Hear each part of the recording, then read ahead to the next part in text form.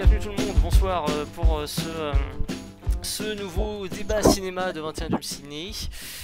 Nous avions fait un premier live, un premier débat cinéma il y a un peu plus d'un mois je crois. On avait fait un deuxième après qui n'avait pas été enregistré, donc ma foi il disparaîtra dans les ténèbres de l'oubli. Et puis bien là du coup nous partons pour cette nouvelle édition, sachant que du coup maintenant ce sera tous les mois, le premier jeudi du mois, il y aura le live, le débat cinéma. Pour démarrer, j'ai 2-3 sujets là, mais on va voir ce qui vient d'abord. Déjà, je voulais savoir, même si je l'aurais déjà demandé en privé, mais ce que vous avez vu comme film récemment au cinéma ou autre d'ailleurs. Je sais que moi, dernier en date, Conjuring, ouais. Un avis à partager par rapport. C'est le troisième, c'est ça? Si vous avez un c'est le avis à partager. troisième. Je trouve que il est bien, mais les deux premiers étaient quand même plus mouvementés niveau, Ouais. niveau Niveau horreur. C'est devenu plus, plus cinéma d'art et d'essai, artistique, intellectuel et moins gore, c'est ça? Oui. Putain, de rien, heureusement qu'on t'a dit de mettre un t-shirt. Hein. Oh, ouais, je vais cadrer, t'inquiète pas, je vais cadrer pour qu'on voit pas, puis 10 secondes plus tard, ouais, wouhou! Salut les gars, comment ça va? Vous avez vu, je cadre pas du tout. Ici on est sur Twitch, hein. Si tu veux à tout prix montrer ton corps, ça se passe sur d'autres sites. J'en connais très bien si tu veux. Moi je vais vous faire un aveu, je n'ai pas eu le temps, ou peut-être même pas pris le temps, de retourner au cinéma depuis que c'est ouvert. C'est depuis le 9 juin, on est le 1er juillet, donc ça va faire un bon mois. J'ai manqué le Dupontel, du coup, je voulais le voir, mais je l'ai manqué. Il y a eu plein de trucs qui sont greffés, voilà, en dehors, qui étaient privés d'avant, donc du coup, pas pris le temps. Ouais, bah moi pour le coup, c'est vrai, moi aussi, moi non plus, je suis pas encore allé depuis la réouverture. Moi, celui que je voulais voir, c'était Mandibule de Quentin Dupieux, donc celui qui avait fait Rubber pour ceux qui l'ont vu. Donc ça semblait être un truc assez barré, et en même temps apparemment c'était assez drôle. C'est avec le Palmacho dans les rôles principaux, Grégoire Ludig et David Marsay. Et du coup j'avais envie d'aller le voir, puis ouais j'ai repoussé, je me suis dit attends pas tout de suite, non attends ce week-end j'ai un truc, puis ce soir aussi machin. Mais bon c'est pas grave, j'ai prévu là, je me suis repéré plein de sorties cinéma jusqu'en 2022, là je me suis fait la liste. Là le 7 juillet il y a Black Widow, le 21 juillet il y a Camelot, le 4 août il y a OSS 117, 1er septembre... Bon, et dont il y a une nouvelle bande-annonce aujourd'hui. Oui, tout à fait, oui c'est vrai, je voulais en parler de ça. Et ben parlons-en, tiens. Je sais pas si vous avez vu du coup les autres, la bande-annonce d'OSS 117, la nouvelle bande-annonce d'OSS 117. Non. Alerte pas rouge en Afrique noire. Non, j'ai pas vu. Je l'ai vu tout à l'heure, j'étais au boulot, puis il y a un collègue qui dit oh, il y a une nouvelle bande-annonce. On est allé la voir chacun de notre côté. On va faire trop de bruit. Et au revoir Yannick, bonjour le mur. Du coup, ouais, je voyais la bande-annonce, donc je sais pas ce que t'en. Enfin, vous l'avez vu cette bande-annonce, les gars Non. Non. Non. Bah. À part Corentin et moi, on doit pas être nombreux à l'avoir vu. Écoute, je sais pas, écoute, hein, on peut déjà en discuter à deux. Enfin, c'est pas. Vincent, toi, ça t'a hypé plus que les précédentes, autant ça te. On va dire que par rapport à ce que j'ai vu jusqu'à maintenant, il y a des nouvelles images qui sont venues se greffer pour essayer de mieux comprendre l'histoire en plus. Après, l'avantage, parce que certaines bandes annonces, si je prends l'exemple des Bronzés 3 Amis pour la vie, quand tu as vu la bande annonce, tu as vu le film en fait. Ouais, là, pour le coup, ça dénature en rien le film,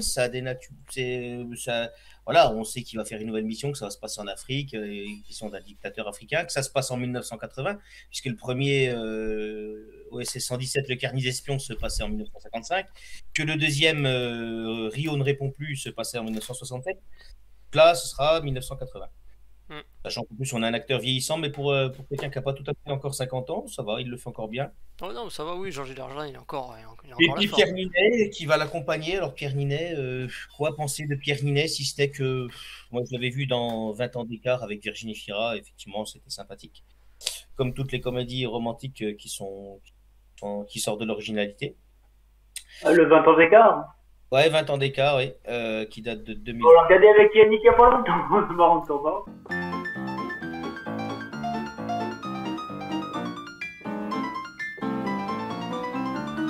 C'est quoi l'affiche derrière toi, Dorian, la Time Out? Il y a du Fast and Furious? Oui. Je sens que c'est le Fast 7, non? Et aussi derrière, Oui, je vois bien le 7 là, tu vois. J'avais bien deviné, mais le Time Out, je vois pas ce que c'est. Bon, autant causer de cinéma quand même, un minimum. Oui, c'est ça. Oui, bah maintenant, ça a l'air d'être un peu revenu de mon Qu'est-ce côté. qu'il a Là. Le direct a l'air d'être en direct, le Discord a l'air de fonctionner. J'entends tout le monde. Ah, c'est Annabelle là, la poupée là, c'est ça? Oui. Ouais. Vous m'entendez au moins ou faut que je refasse encore la Je suis vraiment pas fan. Je suis qui, ça passe pas encore. Ok, ouais, déjà. Tu parlais donc de la bande-annonce de OSS 117. Oui, exactement, tout à fait. Oui, ouais, bah écoute. Quand on passe le débat, ils auront fait 50 films, tu sais, OSS. C'est ça. Ouais, non, bah écoute, moi perso, je disais que on va peut-être me jeter des pierres, mais j'en ai vu aucun des OSS 117. Ah bah va falloir qu'on se rattrape le temps perdu là, ces 4 là. Quelqu'un les a en DVD? Non.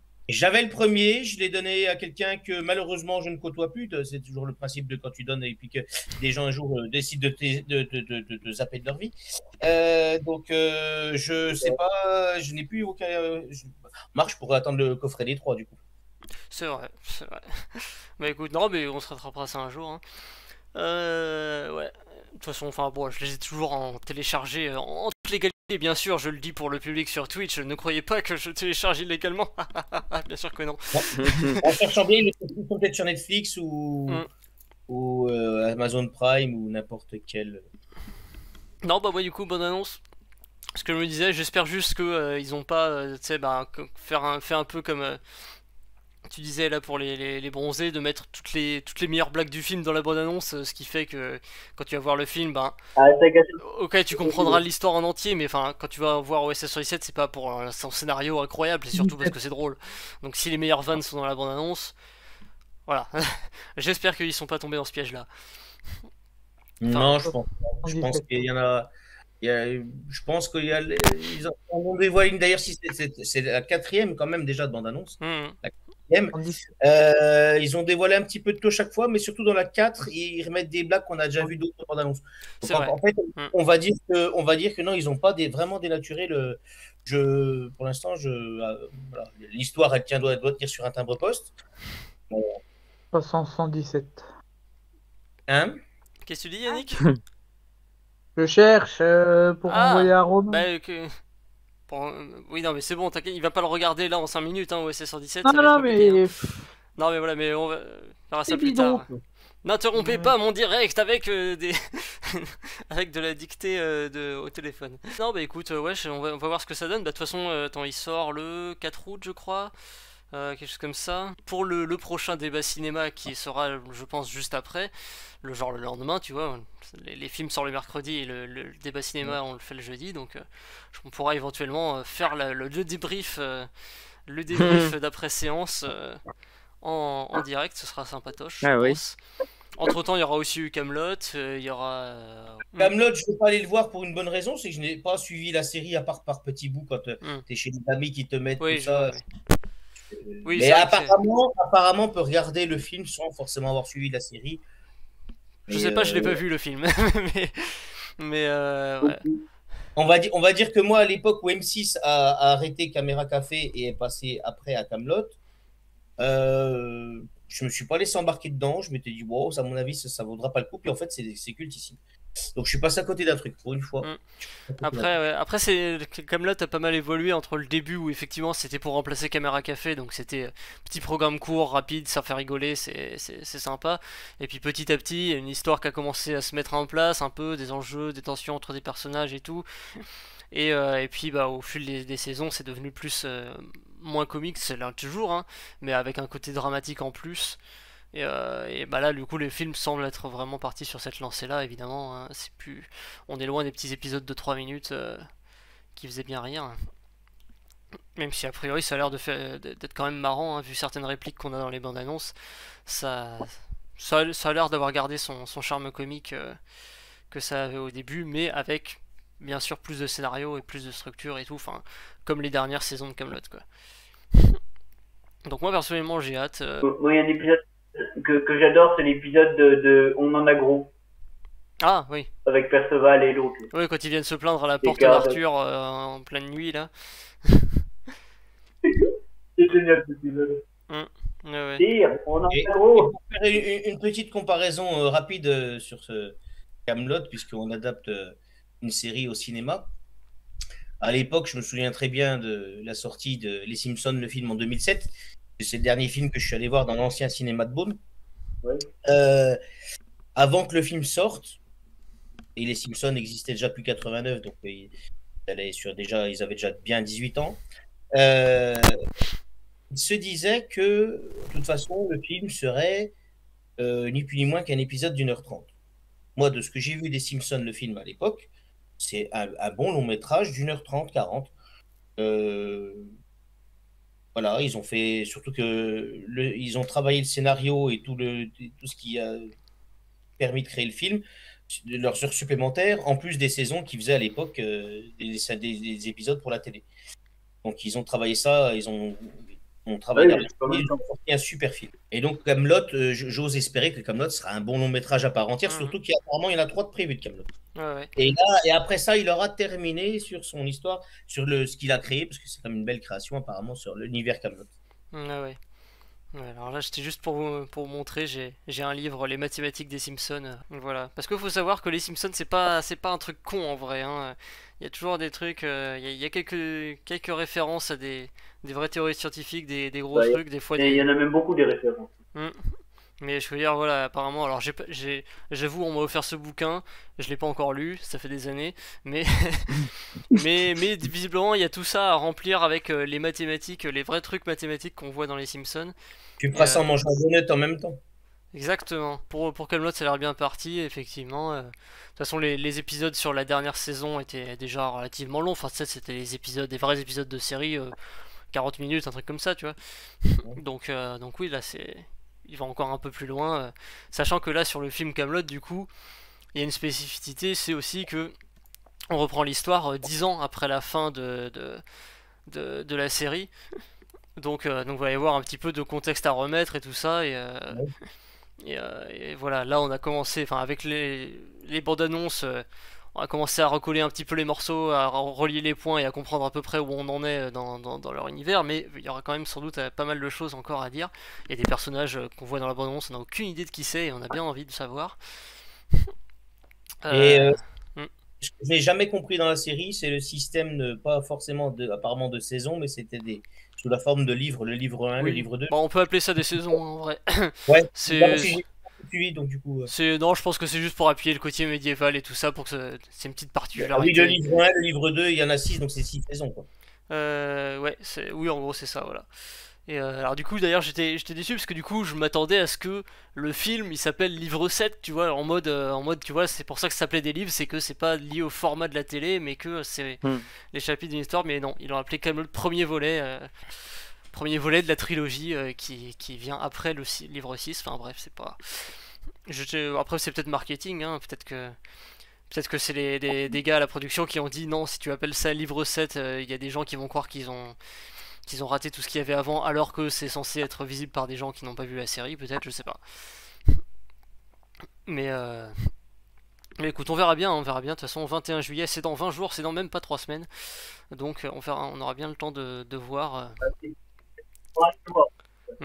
Et pour ceux qui s'intéressent à Camelot, qui ont envie de savoir un peu, vraiment, enfin d'aller regarder en profondeur l'analyse des personnages et tout ça, je connais ça, il y a la chaîne YouTube de SciPlay, SY espace Play PLAY, qui fait notamment des analyses de personnages, et il a pris tous les personnages, enfin pas tous les personnages de Camelot, mais une grande partie d'entre eux, évidemment Arthur, Lancelot, machin, Perceval et tout, mais il est aussi allé chercher quelques personnages plus secondaires, mais qui en réalité peuvent permettre d'aborder des sujets sur la série et tout. Enfin, il analyse énormément depuis des années, et franchement c'est toujours très intéressant ce qu'il raconte sur le sujet.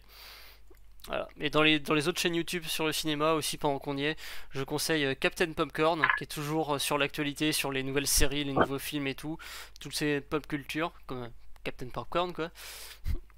Et évidemment la chaîne du Fossoyeur de films, qui est plus dans l'analyse le cinéma en général, faire des grands trucs, remonter dans l'histoire du cinéma, des trucs, voilà, il y a tout ce qu'il faut. Et également la chaîne de Clara Runaway, qui parle aussi des coulisses un petit peu, des anecdotes de tournage, des machins.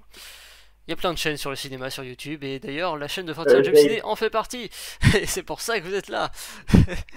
Et la chaîne Twitch également, mais bon, voilà, je sais pas si quelqu'un voit quelque chose à rajouter concernant Kaamelott, les Simpsons peut-être. Les Simpsons, j'ai entendu récemment que ils vont attaquer la saison 32 apparemment, et que l'un des créateurs aurait déclaré, enfin le grand créateur c'est reste Matt Groening, mais l'un des scénaristes aurait déclaré, l'un des producteurs aurait déclaré que il se peut que ça ne s'arrête jamais. Alors que ces dernières années, j'entendais toujours dire, oh bah tiens, on va faire la saison 28, 29, 30, puis après, c'est commencé. Et c'est dommage parce que c'est quand même le plus vieux dessin animé encore diffusé aujourd'hui, depuis quand même 89. Donc, il attaque sa 33e année, 32 ans cette année. Ouais, c'est balèze. Et par rapport aux Simpsons, je sais que depuis de nombreuses années, ils se font une petite guéguerre avec South Park. Alors, South Park qui a été créé en 97, si je dis pas de bêtises. South Park, j'ai dû regarder 3-4 épisodes dans ma vie. Ça m'a pas emballé plus que ça. Alors que les Simpsons, si je tombe dessus, je vais regarder. Ouais, bah j'avoue. Ce qui est sûr, c'est que South Park, c'est bien plus trash que les Simpsons. Ça, y a pas beaucoup d'autres. Ça, c'est clair. Oui. C'est un peu le principe du truc, même. Hein. Et la grande différence entre les deux, c'est que pas Kaamelott, Simpson, South Park. La différence avec South Park, c'est que South Park, quand il est sorti, la première saison est sortie en 97, ils ont attendu que 2 ans. Il y a eu en 99 South Park, je me souviendrai toujours, l'affiche c'était plus grand, plus long et pas coupé là. Non, mais j'ai vu ce film. Moi, j'ai vu. Donc j'ai suivi quelques épisodes de South Park. C'est vrai qu'on rigole bien, mais en fait c'est vrai que c'est trash, c'est bien, il y a des bonnes idées de scénario, mais c'est eux qui ont commencé, je pense, à chercher des poux dans la tête aux Simpsons, je pense. Et surtout le dessin animé qui reste vraiment d'un point de vue artistique du dessin. Moi qui suis une grosse quiche en dessin, je trouve pour le coup, les Simpsons, au fil du temps, ils se sont améliorés. Maintenant, quand tu vois les dessins animés, les saisons des dernières qu'ils en ont fait depuis 15 ans, c'est juste magnifique. Les dessins de Simpsons, les premières saisons, ils n'étaient pas top. Alors que là, les Simpsons, il a fallu attendre la 4e ou 5e saison avant que ça. Mais oui, encore une fois, donc on a envie de dire oui, pourvu que ça ne s'arrête jamais. Et pourvu ils n'étaient pas les mêmes voix. À un moment, il parlait de faire un 2e long métrage des Simpsons. Puisqu'on parlait de futures sorties aussi, Matrix 4 apparemment qui s'est tourné ou qui est encore en cours de tournage. Je ne pense pas être emballé à l'idée d'aller voir le 4. Les Matrix, le 1 me suffisait amplement. Le 2 encore, pour certains côtés. Et le Matrix, le genre de série de films que... Bon, le 1 suffisait. Bah, je sais pas, moi j'ai envie de voir parce que du coup, je me dis effectivement, ils avaient. Bon, c'est bien connu que Matrix, le premier était excellent, les suivants ont fait beaucoup plus débat, on va dire, pour le dire poliment. Et du coup, ça fait 20 ans que c'est sorti et tout, enfin bientôt. Je Matrix, me demande. Le premier. Donc ça fait. Et 2003 pour le dernier épisode. Ouais, voilà, c'est pour ça bientôt. Oui, mais ouais. Mais du coup, je me demande en fait ce que ça va être le 4e, et j'attends de voir en fait. J'attends de voir et d'avoir 2-3 infos dessus, parce que là pour l'instant on est vraiment énormément dans le flou. Et il y a moyen que ça puisse devenir intéressant, tu vois, que ça apporte un nouveau truc à l'histoire, à l'univers et tout ça. Enfin, vraiment, pour l'instant, je peux pas me prononcer. J'attendrai une bonne annonce avant de me prononcer. C'est ça, voilà. Peut-être, ne jamais dire jamais. Attendons de voir une bonne annonce. Attendons de voir. C'est ça. Je pense que dans tous les cas, je pense que j'irai le voir, ne serait-ce que pour me faire mon propre avis, parce que je sais que souvent, si on commence à écouter les avis des gens qui regardent un film, on peut très vite se retrouver orienté comme eux, alors que spontanément on l'aurait pas fait. Enfin, moi, voilà, ça m'est arrivé plein de fois de trouver un truc pas mal, et puis d'un coup, je vois tout le monde qui dit qu'en fait non, c'est nul, et puis du coup, je me dis que si je l'avais vu, si avant j'avais vu les gens me dire que c'était nul, je serais pas allé le voir et j'aurais perdu un bon moment. Donc voilà, moi je pense que j'irai voir dans tous les cas, mais effectivement, j'attends de voir quand même un petit peu les bandes annonces pour pouvoir me prononcer. Je peux encore changer d'avis, quoi. Voilà, c'est comme OSS 117 en soi, ils auraient pu être facilement très très ratés. Et là, pour l'instant, ça va. J'ai encore assez confiance dans le fait que que ça se donne quelque chose de correct, de relativement bien dans l'esprit, avec un petit ce qu'il faut d'évolution pour pas retomber exactement dans ce qu'il y a eu dans le 1 et le 2. Et je pense que ça vaudra la peine. Surtout que OSS 117, on passe de Michel Hazanavicius, qui a signé après les 2 premiers, le fameux The Artist, avec Jean Dujardin, qui doit être certainement son acteur fétiche. Donc là, la réalisation a été confiée à Nicolas Bedos. Donc je pense qu'il a bien repris l'univers Bedos. C'est toujours, on rigole bien. Donc c'est non, franchement, il y a des moyens de. Il avait fait un film qui est passé sur Canal et que j'ai manqué, qui s'appelle La Belle Époque, et avec Daniel Auteuil d'ailleurs, je crois, et son ex Doria Tillier. C'est le genre de film que j'aimerais bien voir, oui, j'aurais bien aimé voir. Mais bon, ça passera bien sur les chaînes hertziennes et sur les chaînes cinéma de ces jours. Donc attendons de voir ce OSS, ouais, et le Matrix, je sais pas si c'est pour 2022 ou quoi qu'est-ce, attendons de voir. Je crois que c'est décembre 2021, il me semble, Matrix 4. C'est cette année? Ah oui, c'est ça. Oui, ils font bien de sortir le Bond alors 2 mois plus tôt. Ah bah là, de toute façon, là c'est serré, hein, parce que tous ceux qui n'ont pas pu sortir en 2020, faut qu'ils arrivent à se caler une place. Et si seulement il n'y a pas de confinement saison 4, parce qu'apparemment. Ah bah c'est vrai que Matrix 4, on en parle, mais confinement 4. Mais là, sans rire, de ce que j'entends, les variants, les machins, les vaccinés, je sais pas où on se dirige, profitons de l'été. C'est ça. Si c'est le peu qui va nous rester à profiter, profitons. Si le Bond est de nouveau décalé, c'est ce qu'on disait, Karim disait très justement, il faudrait attendre la sortie en 2022 pour les 60 ans de la série. Mais c'est dommage de voir un film qui aurait dû sortir depuis belle lurette, et il n'est pas le seul. Hein. Le Bond, c'est quand même particulier parce que en principe, ils sont tournés, et 6-8 mois après leur tournage, ils sortent en fin d'année, la même année, quoi. Là, je suis un peu. Ça m'énerve parce que, tu vois, rien que d'un point de vue placement de produit, je ne sais pas si on en avait parlé dans le précédent débat. Peut-être, mais on reparle. Il devait retourner certaines scènes avec le matériel téléphonique et informatique d'aujourd'hui. Oui, parce que c'est. Oui, si tu as un placement de produit d'un truc qui est sorti il y a 2 ans. C'est dommage. C'est dommage. Bon, ouais, c'est terrible. Même si, alors ça, je sais plus si on en avait parlé. Donc là, oui, dans les semaines à venir, je pense qu'il va y avoir le Fast 9, puisqu'on parlait de sortie, le Fast 9, juste non, mais juste parce que c'est voilà, mais comme j'ai dit précédemment, parce que j'ai revu le débat sur YouTube que tu as sorti l'autre jour. Oui, ça sent le pneu lisse, hein, parce que je disais ça sent cramé, ça sent le pneu lisse là pour des films de bagnole. Donc ouais, non, les futures sorties, honnêtement, oui. Et alors, tant qu'à parler des films qui sont repoussés sans arrêt, j'ai envie quand même de mentionner le cas Avatar 2. Oui. Et actuellement, il est prévu pour 2022. Je crois qu'ils étaient en tournage là. Ils ont dû être interrompus par le premier confinement et tout. Alléluia. C'est ça, alors là peut-être que du coup maintenant que le tournage est fait, on peut peut-être espérer que ça finisse par arriver, parce que je sais pas trop exactement comment se passe l'enfer de développement à Hollywood, mais il me semble que c'est plus la pré-production qui pose problème, et la production, et après côté post-prod c'est plus calme. Enfin, tu me diras, c'est comme pour nous, hein, je veux dire, 21 Jump Ciné, voilà, on écrit, ça va, c'est cool, puis alors, faut organiser, faut constituer le casting, faut prévoir les lieux, les machins et tout. Après, c'est le tournage, c'est la panique, c'est le stress, on boucle ça comme on peut dans le temps imparti et tout. Alors, par contre, après, ça va mieux. Ça va mieux parce que le montage, la post-prod, tout ça, tu le fais quand t'as le temps, t'as rien à organiser, t'es tout seul devant ton écran, tu t'organises avec toi-même. Là, ils sont des milliers à être derrière les effets spéciaux, la post-prod.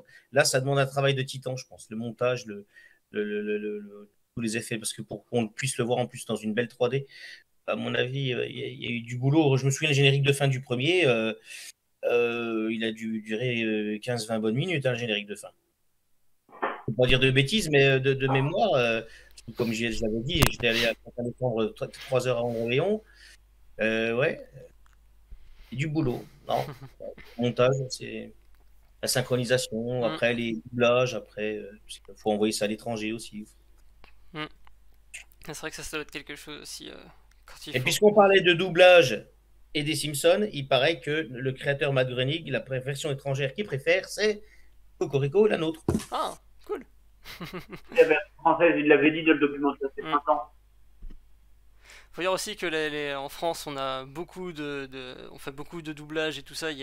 Par rapport à d'autres pays, enfin, je veux dire, tu demandes à des Norvégiens s'ils ont déjà entendu un film avec des Norvégiens, enfin, où ça parle norvégien.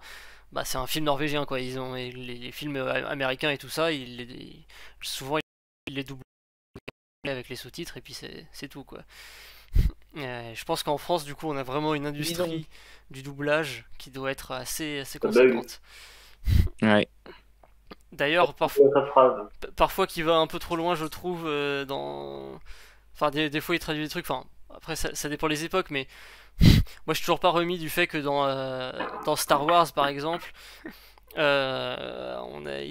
aient traduit mais plein de trucs un peu n'importe comment, que ça fait 40 ans que du coup il y a des gens qui disent oui mais dans Star Wars ils disent les sabres laser mais le laser ça ne ressemble pas à ça, mais c'est normal, c'est juste les traducteurs qui ont fait ça, à la base ça s'appelle pas laser du tout. Ouais, c'est le truc, et pareil on a traduit quelques noms propres pour que ça soit plus prononçable pour des Français, tu vois, alors Darth Vader est devenu Dark Vador. Bon, ok. Aussi quelques noms aussi. Han Solo qui devient Yann Solo, personne ne sait pourquoi. Il y a eu des traductions qui étaient quand même assez comment dire, superflues. Et d'ailleurs, toujours sur le sujet de la traduction, mais sur un tout autre film, Drunk, le fameux film Drunk qu'on connaît bien à l'assaut parce qu'il y en a qui sont allés le voir quand il était sorti et tout. Et j'ai découvert l'autre jour que son titre original c'est pas Drunk. Le titre est en anglais, mais en fait c'est les traducteurs français qui l'ont appelé Drunk. À la base il est danois, le titre c'est Druk, ce qui veut dire un truc genre beuverie, tu vois, un truc comme ça. En anglais ils ont appelé Another Round, tu vois, un nouveau verre, enfin une tournée générale, enfin j'en sais rien, je sais pas comment le traduire. Et nous on s'est dit ok on va le traduire, mais en anglais. J'ai pas compris pourquoi, je sais pas. Mais encore une fois, Corentin, mon aversion pour les anglicismes à la con, c'est voilà, à quoi ça tient. Et encore une fois, la télé, c'est The Voice, alors que au Québec, c'est La Voix. Là, je crois que France 2 doit sortir un nouveau jeu encore. Ils l'ont titré en anglais. Ça devient rébarbatif. Et bientôt, il n'y aura plus que la chaîne L'Équipe et le journal L'Équipe pour s'appeler L'Équipe. Hein. Ils sont tous à dire une team. Maintenant, c'est même plus un rencard, c'est un date. Pour moi, c'est une date. Hein. Une date avec un jour, un mois, une année. Hein. C'est pas un date. Déjà, ça faut arrêter. Et puis, enfin, tout va à l'anglicisme en France, c'est horrible, c'est juste horrible. La langue française, si on fait rien, elle va mourir. Hein. Ça, on entend, je pense qu'on entend ça depuis 2000 ans, hein, mais oui. Mais non, après oui, enfin, autant des fois dans le langage courant, bon, je peux comprendre, mais après des fois, quand ils traduisent un titre pour le retraduire en anglais, ou alors quand effectivement ils créent un truc en France mais qu'ils l'appellent en anglais, ça j'ai du mal à comprendre le délire, quoi. Parce que c'est censé être plus stylé, je sais pas. Et tu sais que pour la môme, le fameux biopic La Môme avec Marion Cotillard en 2007, c'est devenu La Vie en Rose aux USA. Bah, tu sais que la fameuse trilogie Austin Powers, donc alors c'est le deuxième, hein, Austin Powers, l'espion qui m'a tiré. Ouais. C'est devenu dans certains pays, peut-être en Asie ou je sais plus, au Québec aussi, Austin Powers, l'espion qui était gentil avec moi. Ça, c'est un autre domaine de traduction. Je sais pas, c'est quoi le titre original, parce que c'est... Le premier c'était Austin Powers tout court. Après en français le deuxième c'était Austin Powers l'espion qui m'a tiré. Et le troisième c'était Austin Powers dans Goldmember, qui était un petit peu un hommage aussi à Goldfinger. Mais oui, bah comme l'espion qui m'a tiré, c'est l'espion qui m'aimait, mais en mode plus. Oui, voilà, plus quoi. Plus. D'ailleurs, l'actrice Heather Graham qu'on a retrouvée après dans le premier Very Bad Trip et dans le troisième aussi Very Bad Trip, c'est une super actrice. L'espion qui m'a tiré, c'est une traduction à peu près fidèle du titre anglophone The Spy Who Shagged Me. Et au Québec, ils l'ont appelé Agent secret 00 Sex. On reste dans le thème. Ouais. On reste dans le thème, puis oui, bah Goldmember, voilà, comme le James Bond était connu en France en tant que Goldfinger, ils allaient pas l'appeler le membre d'or, ça aurait été plus... ou alors le membre d'or, éventuellement, ça pourrait passer. S'ils veulent faire un Austin Powers 4, ils savent quoi faire. Romain, ça va? On ne t'entend plus? Tout va bien. Ok, très bien. Tu étais voir des films récemment? Il y en a d'autres que tu vas aller voir? Si. Il y en a un que tu pourras aller voir d'ailleurs, parce que toi qui fais des bonnes imitations de ce cher Nicolas Sarkozy, le film Président. Ah oui, c'est vrai qu'il y a ça aussi. Et Jean Dujardin d'ailleurs va être bien l'affiche cet été, si on compte OC 117 et 3 et celui-ci. Et Grégory Gadebois qui joue le rôle de Hollande, je l'avais vu. Alors, Grégory Gadebois, c'est un acteur qui est dans des films, en principe des films d'auteur, comme on dit. Je sais plus dans quoi je l'ai vu, mais c'est un acteur très sympa. Et c'est Anne Fontaine qui réalise. Donc Anne Fontaine, il y a eu par le passé, moi j'avais vu La Fille de Monaco avec qui avait révélé Louise Bourgoin dans son premier rôle, et Lucchini en 2008. Et elle a fait plein d'autres films. Hein. Donc celui-ci, elle a toujours un univers à elle, Anne Fontaine. Je crois que Grégory Gadebois, on doit peut-être le voir dans Des Hommes et des Dieux. Je crois que c'était un des moines de Tibérine, je crois. On va dire de bêtises. Allez, on va sortir la tablette parce que ma mémoire me lâche là. Eh bah alors. Là, je vais quand même.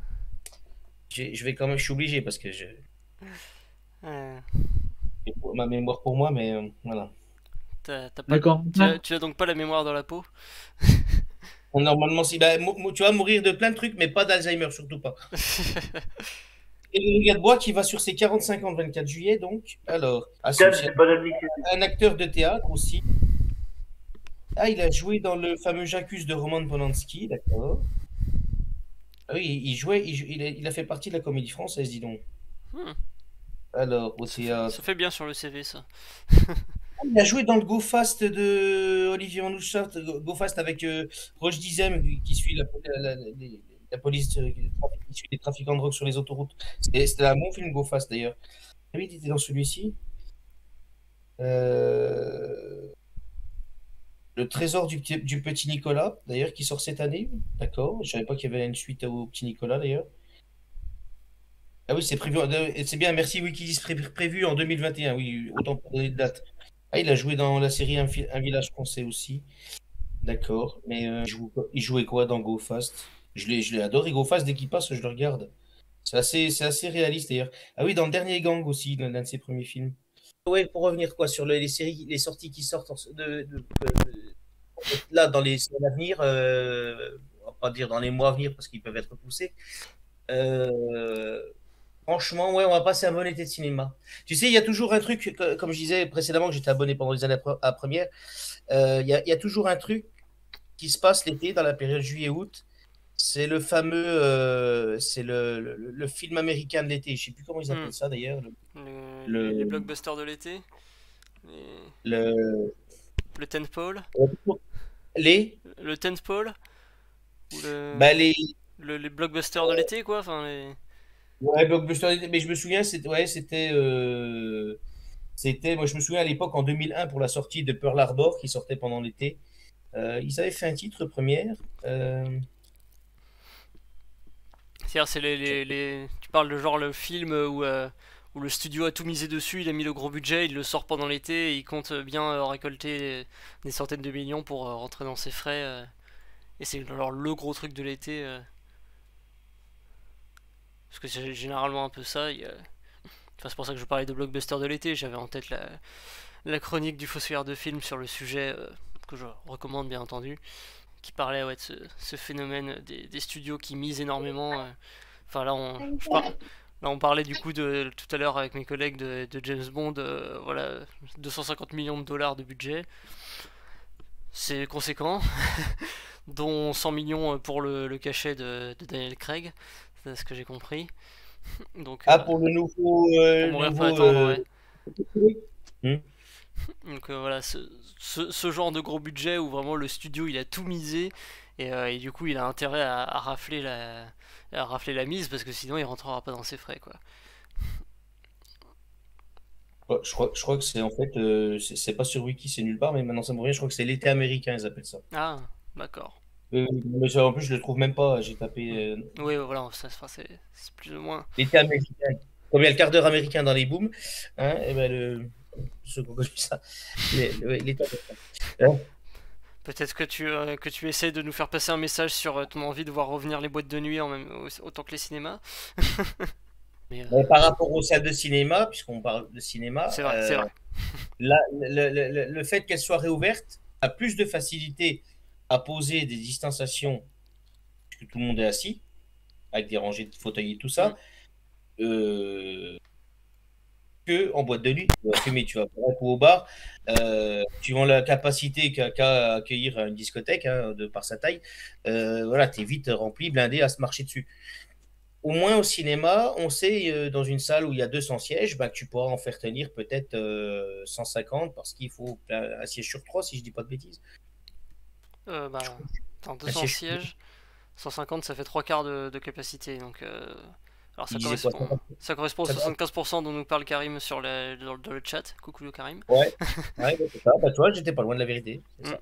Donc, ouais, c'est ça. Comme quoi notre Karim il nous suit de loin, salut. Ouais, c'est ça.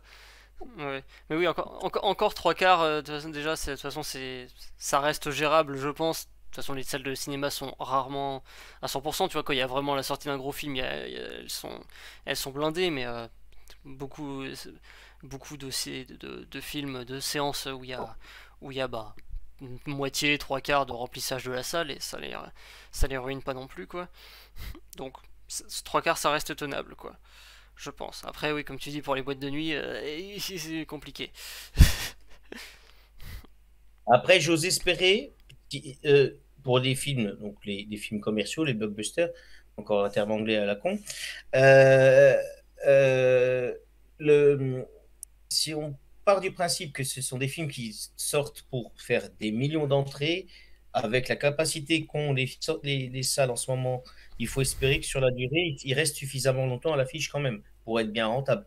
Même si on sait que de toute façon, le samedi, dimanche, déjà, comme c'est juillet-août, plein de monde va pouvoir y aller. Mais en espérant qu'à la rentrée de septembre, comme au mois de juin, on puisse les films, même s'il y a du retard, hein, beaucoup de films attendent d'être sortis depuis longtemps, les films puissent rester suffisamment longtemps pour espérer quand même faire au moins un petit million d'entrées, quoi. On sait qu'un film en France, il va faire 6 millions d'entrées. Un Star Wars, même entre 6 et 10 millions d'ailleurs. Ouais, entre 5 et 10 millions d'entrées, déjà, ce serait pas mal pour les Fast and Furious, ce qu'il y a de prévu. Donc, on a dit le bon normal, OSS 117, il devrait faire entre 3 et 5 millions si tout va bien. Il faut espérer, voilà, on sait qu'on peut pas remplir une salle à 100%, et ben qu'on laisse à l'affiche 3 bons mois, et puis... Oui, ça peut rattraper le coup, c'est sûr. Hein. De toute façon, si les gens voient complet une séance, ils se prévoient ça pour 2 jours plus tard, et puis voilà. Hein. Normalement, à l'automne français, enfin à l'automne prochain, je veux dire, en sortie française, il y a le Qu'est-ce qu'on a tous fait au bon Dieu, 3e épisode. Et là, un petit hommage aux techniciens disparus pendant le tournage. Je ne sais pas si vous avez su. Ils ont été, certains, 3 techniciens sont décédés dans un accident de la route par un mec bourré, forcément. C'est non plus logique de les laisser conduire, ces gens-là. Donc, il y avait deux gars de 40-50 ans et un jeune de 19 ans. Il y en a un qui était entre la vie et la mort d'ailleurs, et je ne sais pas s'il s'en est remis, mais il y a eu au moins 2 morts sur 3. Donc là, le film avait pris du retard, hein, dans ces moments-là, quoi qu'il arrive, on va faire autrement que d'arrêter le tournage. Et il est normalement toujours prévu pour la fin de l'année 2021. Et ça, au box-office français, on sait que les films de Clavier, et comme c'est une bonne trilogie déjà maintenant, c'est le 3e film, Le Bon Dieu, tout le monde va l'attendre au tournant. C'est comme un Danny Boone. Là, il est en train de préparer l'écriture déjà, je crois, son prochain film, s'il n'est pas en train de le tourner. Un Danny Boone, il est attendu au tournant. Donc, les sorties de films, en fait, aujourd'hui, on va dire que ce qui n'est pas encore tourné va forcément, à un moment donné, être très attendu. Et le OSS 117, normalement, là, il a été repoussé à août. Il devait sortir au printemps, mars-avril, normalement. Mais à l'origine, il n'était prévu que pour 2022. C'est parce que c'est un film français qui doit cartonner qu'à cause du Covid, on l'a dit, on le met avant tout le monde. Il y a aussi des passages comme un dossier en haut de la pile, quoi. Ouais. Alors, je précise, là, il y a Karim qui a mis un message dans le chat, message qui d'ailleurs au début était bloqué pour vulgarité, mais du coup je l'ai autorisé. Il parle d'adieu les cons. C'est pour ça que Twitch avait repéré le mot con et il s'est dit wow wow wow wow wow. On va dire le dernier film d'Albert Dupontel, voilà. Voilà, c'est ça. Le dernier film d'Albert Dupontel était super bien parti pour le million, me dit-il. Il est parti combien pour vous? Enfin, Karim disait qu'il était super bien parti pour le million. S'il est encore à l'affiche, je veux bien me déplacer à Beaune pour le voir. Parce qu'il avait l'air sympa. Bah, je sais pas, ouais, ça doit dépendre des ciné. Je sais pas dans le ciné de Beaune s'il y est. Une chose importante aussi à savoir, Corentin, c'est que là, en plus, nous sommes sur la période du mois de juillet qui, normalement, aurait dû se passer au mois de mai dans une vie normale. C'est le Festival de Cannes qui arrive. Ah, Festival de Cannes, je l'avais oublié celui-là. Oui, décalage oblige. Si tu veux qu'il y ait du spectateur, tu es obligé de décaler. Sinon, il le faisait au mois de mai sans qu'il y ait personne. Et ça n'a aucun intérêt.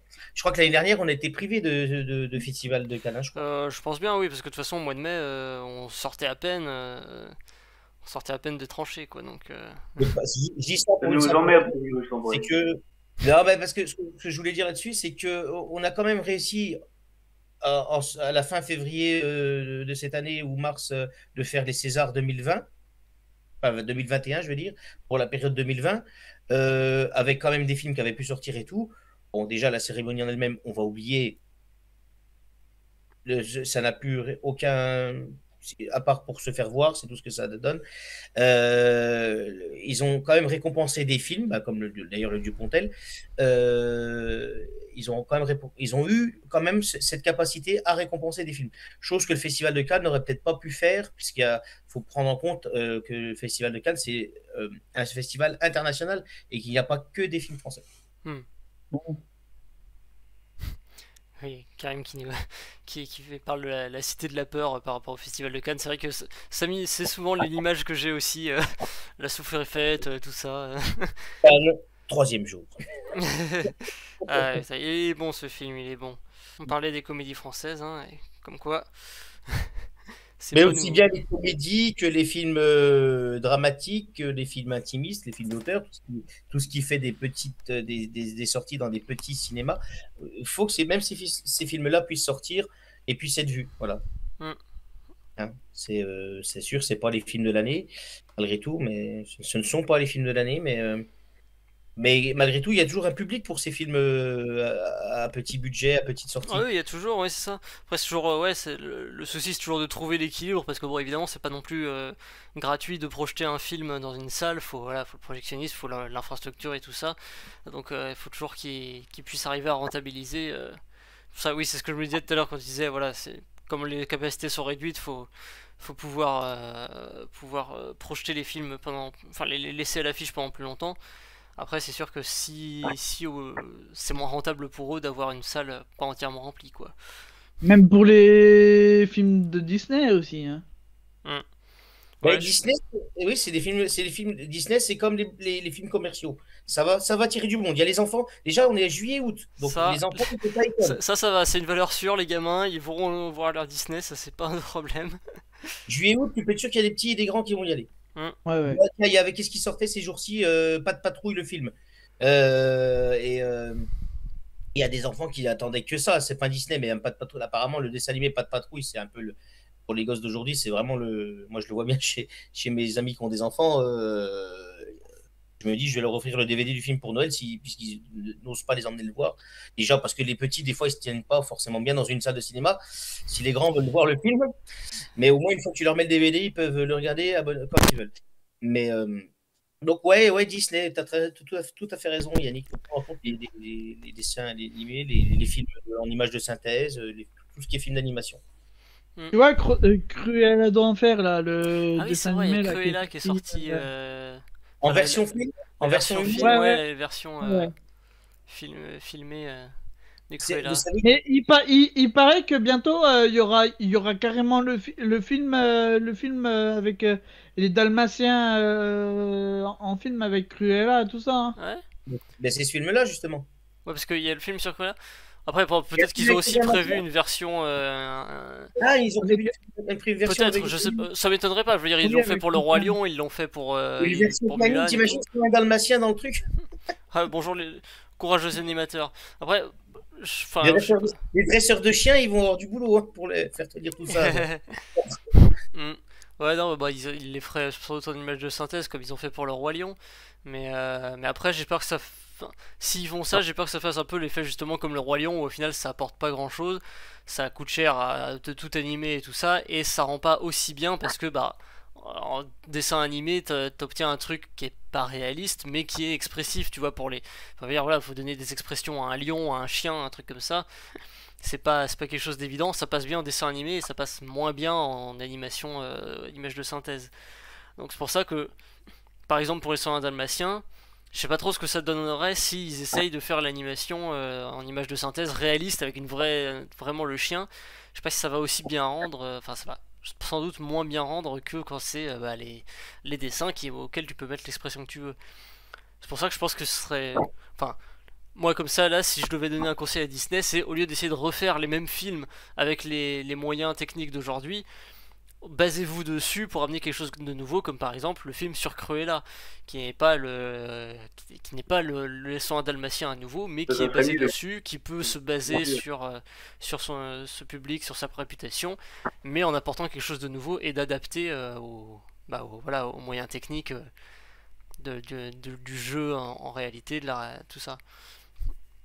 Parce que je pense Cruella de Fer, c'est parce qu'il va retrouver la maison de sa mère que je sais plus après. J'en ai aucune idée, mon gars. Je me souviens même plus vraiment. J'ai vu juste une photo. Apparemment, c'est Masson que j'aime beaucoup qui joue dedans. Mais j'ai vu la bande-annonce perso. J'ai juste une photo. Hein. Et j'ai vu quelqu'un qui a critiqué le film parce qu'il l'a vu et qui a dit que ben ouais, mais il faut les versions humaines, faut arrêter. Tu vois, on parlait des Simpsons tout à l'heure. Je ne conçois pas, sachant qu'en plus les personnages sont jaunes, je ne conçois pas un seul instant qu'on fasse une version humaine un jour de ça. On a vu ce que ça donnait avec Dragon Ball Z. Comme sur Dragon Ball, il y avait quand même quelque chose en plus qui faisait que c'était absolument nul. Dragon Ball Evolution, je me suis pas déplacé. Hein.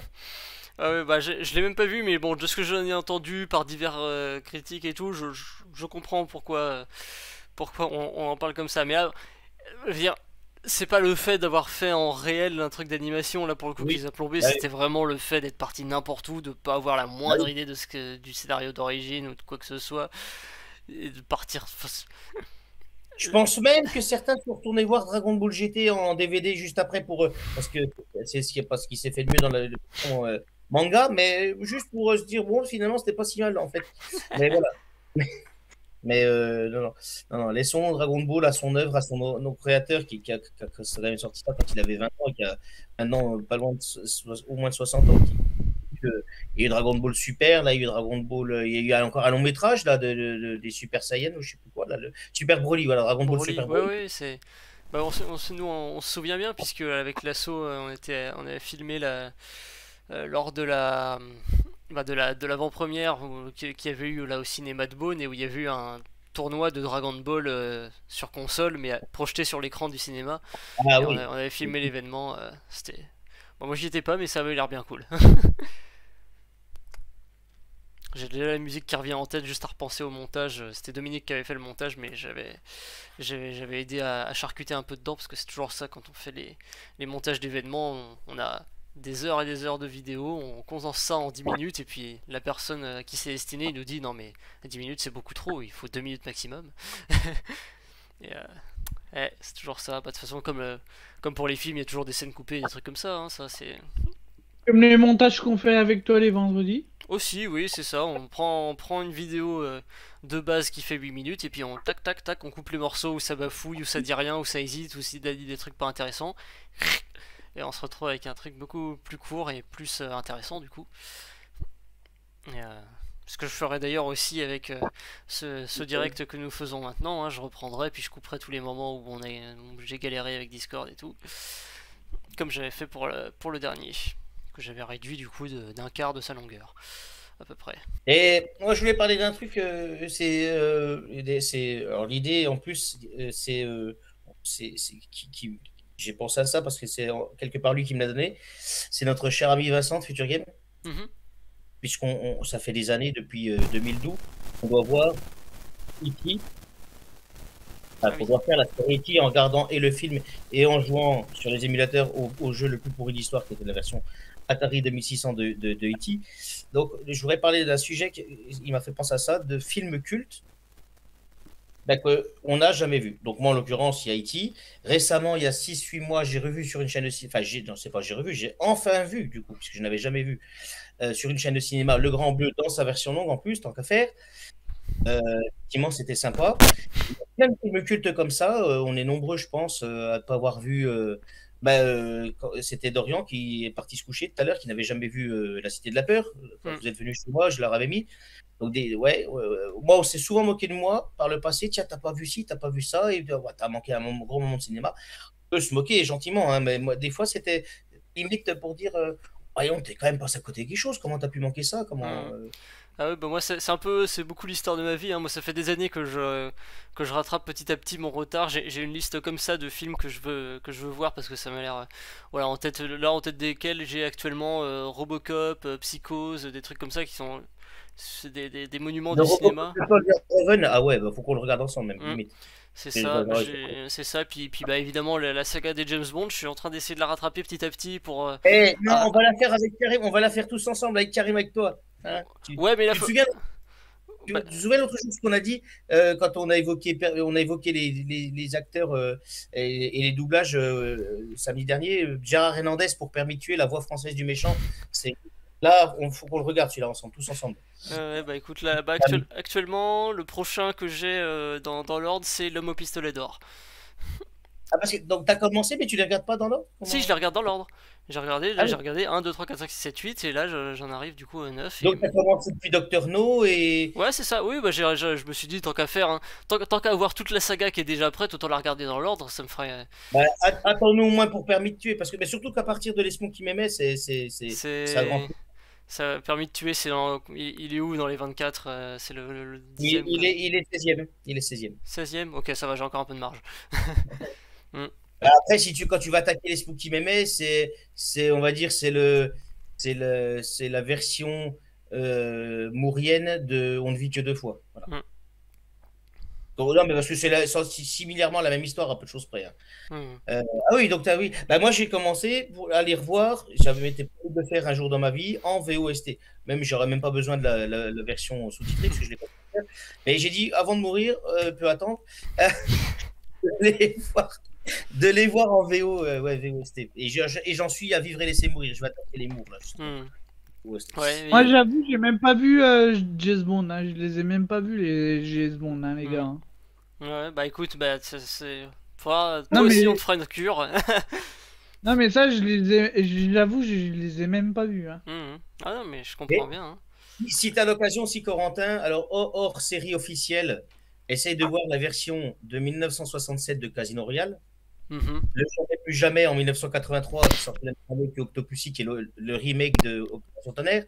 Et surtout, apparemment, sur la chaîne du club James Bond France, on peut trouver la version télévisée de 1954 de Casino Royale, puisque le roman date de 2003, la première version, et elle n'a jamais été doublée, par contre. Ah oui, j'en ai entendu parler de celle-là. Le noir et blanc, colorisé, mais elle existe et le club James Bond France l'a mis sur sa chaîne YouTube. Bah écoute, je m'y intéresserai quand j'aurai fini la série principale. Ah bah non, mais à partir de Permis de tuer, appelle-nous, on regarde les Brosnan, c'est avec ça qu'on commencer. Donc on regarde les Daniel Craig et puis quoi, on t'emmène voir Mourir pas attendre, je t'invite, y a pas de souci. Ouais, pas de souci. Oui, non, bah écoute, ouais, pas de souci. Après, oui, c'est vrai que là pour l'instant c'est particulier parce que du coup je viens tout juste de sortir de l'ère connerie et c'est vrai que c'est une autre époque, tu vois. Enfin, tu te rends compte que. Les années 60, ouais. C'était pas le même cinéma. Et est-ce que tu as versé ta petite larme à la fin au service secret de Sa Majesté? Ouais, j'avoue que ça. Ouais, la fin, c'est quelque chose. C'est voilà. Un peu... Tu vois, ce film a été mal aimé pendant des années et il a fini par être réhabilité parce que c'est l'unique Bond de George Lazenby. Il a fini avec le temps par se bonifier avec le temps, par être aimé parce que c'était vraiment le Bond. De toute façon, comme j'avais dit dans le précédent débat, n'importe qui passait après une connerie ne serait pas passé du tout. Il était irremplaçable quasiment. Donc voilà. Et ouais, je suis content qu'il ait été réhabilité. La fin, oui, la fin laisse qu'elle est, quoi. Bah, c'est ça, ouais, vraiment, enfin, oui, on peut trouver des défauts dans le reste du film, mais quand même, ouais, c'est vrai que la fin vaut le détour, quoi. Donc voilà, sans spoiler, bien Moi, sûr. c'est le OSS 117 qu'il faudrait que je rattrape. Et bah, ça va, ça en fait que 2 à rattraper pour l'instant, et te reste. Ouais, deux si tu prends les versions avec Jean Dujardin, parce qu'il y en a un paquet en fait. Hein. Oui, après, si tu prends. Oui, c'est vrai que OSS 117 à la base, c'est. Il y en a Ça, beaucoup. ça remonte bien avant, mais bah, c'est pas le même style. Là, la version Ouais. que tout le monde connaît, c'est la parodie, mais c'est vrai qu'à la base, il y avait les romans OSS 117 à qui James Bond faisait concurrence d'ailleurs. Hein, Et moi, les gars, Hmm. pour mon anniversaire l'année prochaine, si vous voulez m'offrir le coffret de James Bond, il n'y a pas de problème. Hein. Ah. Et bah écoute, bah, de toute façon, je pense que d'ici là, on s'en sera regardé quelques-uns ensemble. Tu pourras te faire une idée de si tu veux, si tu tiens à voir le coffret ou pas, parce qu'après, moi, je peux comprendre. Moi, voilà, les films, je les aime bien, mais je t'avoue que quelques-uns, quelques bien vieux, je les re-regarderai pas comme ça. Je pense comme vous faites, c'est voilà, chacun son style, chacun son style de film. Moi, j'aime bien, mais c'est pas les trucs que je, waouh. Donc là, Sauf on est quelques-uns. à l'homme au pistolet d'or. Là, C'est le prochain qu'il faut que je regarde, ouais. C'est avec Christopher Lee, si je me souviens bien. Ah oui. Ah bah là, du coup, c'est bon. Celui-là, je pourrais pas, je pourrais pas attendre de le voir avec quelqu'un Christopher d'autre. Lee sauve le film, hein, j'annonce. Christopher Lee sauve le film. Bah écoute. Et il y a une scène dans le film que je te recommande par la suite de voir avec les bruitages en moins de l'époque. Tu comprendras vite pourquoi. Quelqu'un en a fait une version d'aujourd'hui, mais sans les bruitages qu'ils en ont fait à l'époque. C'est juste. C'est ça qu'on aurait voulu. En fait, cette version-là que j'ai vue il y a un mois à peu près, c'est cette version-là que j'aurais voulu voir dans le film. Hmm. Tu verras. Je te dis pas ce que c'est comme scène. Elle est cultissime, elle est unique. Elle n'a été faite d'ailleurs qu'une fois. Mais ouais, tu verras. Je me mets ça au programme. Et d'ailleurs, puisqu'on parle de films qu'on voulait voir depuis longtemps, mais qu'on n'avait pas encore vu, moi, aïe, il y a 2 jours, celui que j'ai regardé, c'est celui-ci. On voit que dalle. No Country for All Men. Ah oui, oh là, et un Alors que Javier Bardem du tonnerre. c'est ça. En méchant, je crois que dans l'histoire des méchants de cinéma, là dans celui-ci, là. Ah oui, oui. Voilà, j'en avais entendu parler. Il y a eu récemment la vidéo de Chronique Fiction, c'est vrai que je l'ai pas mentionné dans les chaînes YouTube sur le cinéma. Chronique Fiction qui est excellente comme chaîne et qui ont sorti une vidéo dessus. D'ailleurs, faut que je la regarde du coup, maintenant que j'ai vu le film. Et franchement, ouais, il est génial, j'adore. Ouais, que ce soit enfin tout, il est trop bien. No Country for All Men. Non, ce pays n'est pas pour le vieil homme, pour la traduction française du titre. Ça a tendance à rallonger les titres, hein, quand même, la traduction, faut le dire. Et ouais, 4 Oscars, meilleur À film. l'occasion, par les mêmes frères Cohen, regarde The Big Lebowski. Je l'ai regardé aussi juste avant en plus. J'ai regardé ouais, celui-là il y a 2-3 jours et The Big Lebowski il y a une semaine. Et, il est génial aussi. The Big Lebowski c'est un tout autre genre mais ouais, il est cool. Il est cool, dude. Moi, j'avais pas aimé le Big Lebowski. Ah ouais? Pourquoi? Ouais, c'est particulier, mais Oui, après ça c'est particulier mais je sais pas, c'est une ambiance, ça détend en fait. Bah, je trouvais ça trop bizarre. En fait, j'ai pas aimé. Ah.